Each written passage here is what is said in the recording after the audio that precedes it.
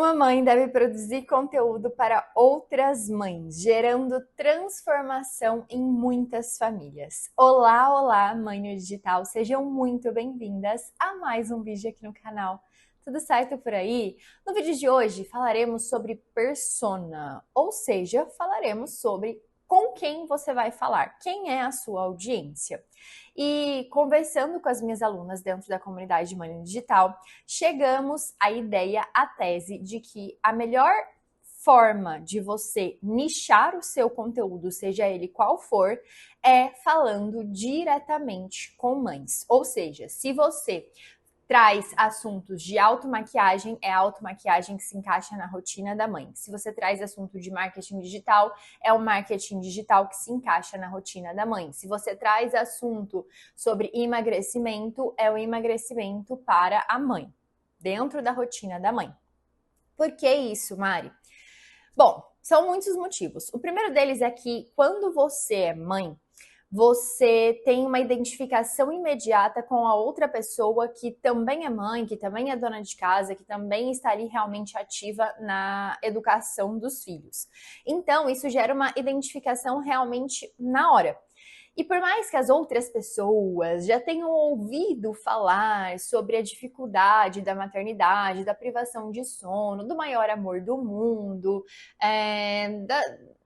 de todas as questões muito particulares da nossa realidade, o ouvir falar não significa viver. E a maternidade, ela normalmente, para quem vive de fato, ela é vivida intensamente, de todas as formas possíveis. Corpo, alma e espíritos estão ali sendo realmente explorados através da maternidade. E quando você encontra outra mãe que tem uma vida mais ou menos parecida com a sua, você se identifica de imediato, uma vez que você sabe como é que é a realidade dela.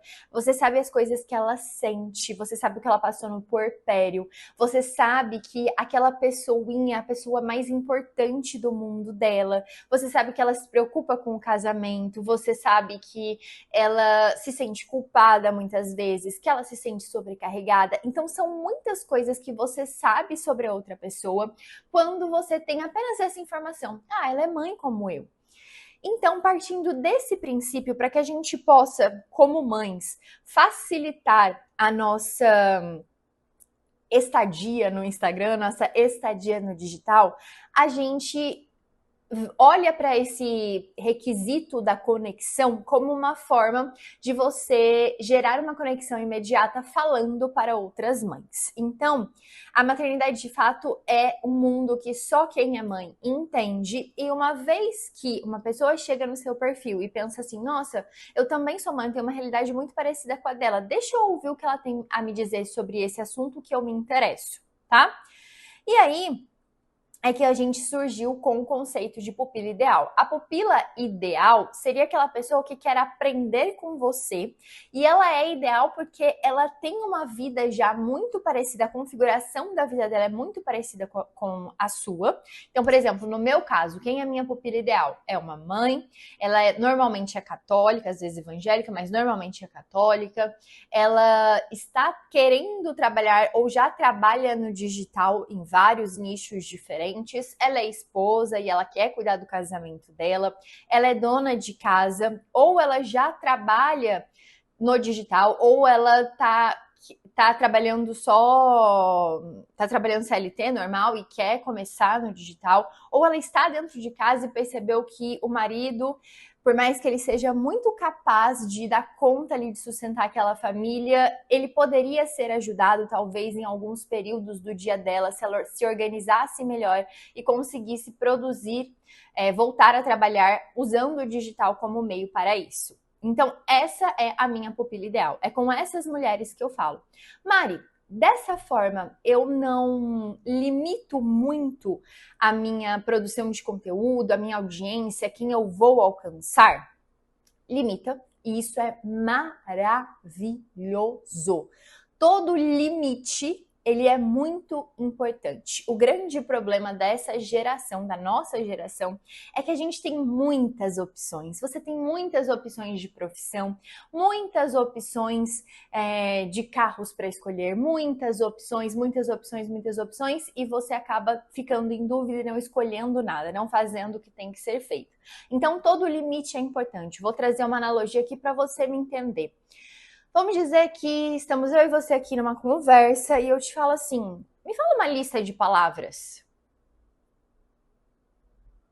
Cri, cri. Provavelmente você deu uma bugada aí, você deu uma travada. Como assim uma lista de palavras? Palavras? Que palavras? Agora, se eu te peço, me traz uma lista de cores, aí vem uma enxurrada de opção na sua cabeça. Amarelo, azul, vermelho, branco, você nem tá pensando roxo, você vai saindo com um monte de cor uma atrás da outra. Porque quando eu te dou um limite, você se sente mais confortável para ter ideia, para ter criatividade, para se conectar, fica tudo muito mais fácil e se encaminha de uma forma muito mais natural. Então, todo limite ele é positivo. No mais, eu trouxe aqui um dado do IBGE que quase 50% das mulheres no Brasil hoje são mães. Isso dá mais de 45 milhões de mulheres. Então, assim, tem mulher pra caramba sendo mãe e talvez tendo perfil para trabalhar no digital ou tendo perfil para acompanhar o seu conteúdo. Pode ter certeza que existe no mundo muitas mulheres mães que estão passando por um período da vida que precisam da sua transformação, da sua ajuda. E tem um ponto que eu acho muito, muito legal de se falar aqui. Quando a Josi, uma das minhas alunas, chegou para mim, ela falou assim, Mari, eu trabalhava como maquiagem, acho que ela trabalhou uns 10 anos dentro de salão, como maquiadora, como cabeleireira, enfim. E assim que ela teve a primeira filha, ela percebeu que ela queria se voltar para dentro de casa. E aí ela decidiu que para não ficar sem renda, ela trabalharia com vendas de Mary Kay e esses cosméticos assim, né? Mas não estava indo muito para frente. E aí ela encontrou o meu perfil e falou assim, nossa, eu sempre achei que falar sobre automaquiagem, porque ela também já deu cursos presenciais ali dentro da carreira dela. Eu sempre achei que esse nicho de automaquiagem, de maquiagem dentro do Instagram estava extremamente, como fala mesmo? Extremamente todo mundo falando sobre isso. Olha, mãe, esquece as palavras. Outro ponto importante de falar com mães. Só a mãe entende o que é esses brancos, esses apagões que a gente tem de vez em quando. O nicho está saturado. O nicho de automaquiagem, Mari, eu sempre achei que ele estava saturado. Mas aí eu ouvi você falando sobre a possibilidade de subnichar, de ter como persona, pupila ideal, uma outra mãe. Aí eu falei, nossa, faz todo sentido. Hoje em dia, as mulheres falam muito realmente sobre a importância de você estar sempre arrumada, mesmo estando dentro de casa. E quantas mulheres não estão com esse pensamento, essa mentalidade, mas elas não sabem se arrumar. E é aí que a Josi entra. E assim ela se diferencia de outras mulheres que também falam sobre automaquiagem no Instagram. Porque ela está falando especificamente com mães. E uma mãe, obviamente, vai olhar para a Boca Rosa, vamos dizer que a Boca Rosa tenha um curso de automaquiagem. Não sei se ela tem, tá? Eu nem acompanho a Boca Rosa para você ter uma ideia. Mas vamos dizer que ela tenha. E é um curso, às vezes, até mais barato que o da Josi, né? Porque ela tem uma escala ali. Mas ela olha pra Josi e ela fala, caramba, só a Josi vai me entender que eu preciso de uma maquiagem rápida, eu preciso conhecer os pontos que me valorizam para conseguir ter essas melhores estratégias. Uma maquiagem realmente de 5 minutos. Pronto, o curso da Josi é perfeito para aquela mulher e ela vai dar prioridade ao curso da Josi do que o da Boca Rosa, que é um nome, é uma referência no assunto de automaquiagem. Então, você subnichar para mães faz com que você se diferencie da grande maioria e essa história de nicho saturado passa a ser uma falácia, ok? Um outro ponto é o que eu comecei a falar com vocês. Na nossa primeira aula da comunidade digital, a primeira aula, gente, a primeira de inauguração, a Ceci, minha filha, tinha 4, 5 meses por aí. Então ela ainda dependia muito de mim, do meu mamazinho, né? Só mamava exclusivamente e dependia muito de mim. E eu tava lá dando aula dentro do escritório e escutando ela chorar, chorar, chorar, chorar, chorar. Ela tava aqui com a minha sogra e com o meu marido, né? Meu marido tava trabalhando, ele trabalha home office, e a minha sogra veio pra ficar com ela. E ela chorava, chorava, chorava, chorava. E por mais que eu tenha deixado um leitinho meu na geladeira, ela nunca tinha pegado uma mamadeira, né? Então chorava, chorava, chorava, até que eu falei assim, eu escutando, tentando me concentrar ali na aula, até que eu falei assim, meninas, seguinte, a Cecília tá chorando, ela não para de chorar. Eu vou ter que parar essa aula aqui. A gente vai continuar depois. Eu peço desculpas para vocês, mas realmente eu não consigo mais me concentrar escutando ela chorar. E aí eu parei, graças a Deus, a aula já tava mais do meio pro final, assim. Parei a aula e fui atender a Cecília. Quando eu voltei, várias mães estavam falando: ai, Mari, tá tudo bem, gostei. Até onde você deu a aula, eu consegui entender, compreender, já tô animada para a próxima. E aí eu fiquei pensando assim: nossa, se eu trabalhasse numa multinacional, se eu trabalhasse numa empresa de outra pessoa, né, que eu não sou a dona da empresa, meu chefe provavelmente nem saberia o nome da minha filha. As minhas chefes, que são as minhas alunas, minhas pupilas ideais, elas sabem o nome da Cecília, elas conhecem os meus valores e elas colocam a Cecília em primeiro lugar diante do meu trabalho no digital, assim como elas colocam os filhos delas em primeiro lugar diante do trabalho do digital. Então, muitas vezes, antes da Cecília, eu nunca atrasei nenhuma reunião, nenhuma aula. Depois da Cecília, eu comecei a atrasar. Então, fica muito mais fácil quando uma outra mãe ela vai entender assim, nossa, eu juro que eu tentei estar aqui no horário, mas a rotina da mãe é realmente muito imprevisível e eu tive que atrasar 10 minutos. Às vezes eu mando mensagem para elas: olha, a Cecília não está dormindo.